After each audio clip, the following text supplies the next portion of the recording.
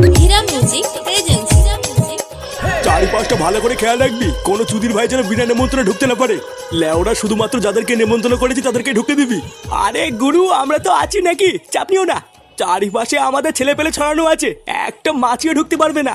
রাত্রেবেলায় বিয়ে, রান্নার ওখানে যা যা লাগবে সব দায়িত্ব করে জোগাড় করে দিস। বাড়া, আমার বিয়েতে যেন কোনো রকমের কোনো ত্রুটি না থাকে।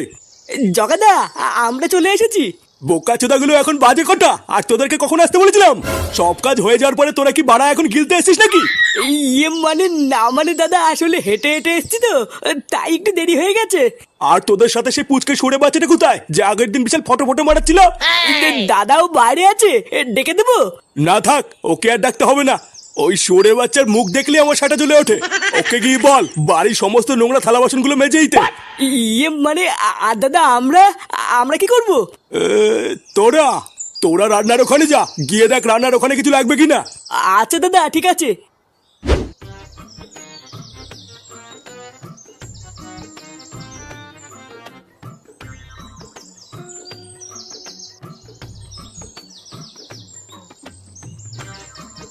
না, ভোদার বাল এত বড় বাড়ি, জগার চোদন আছে তো।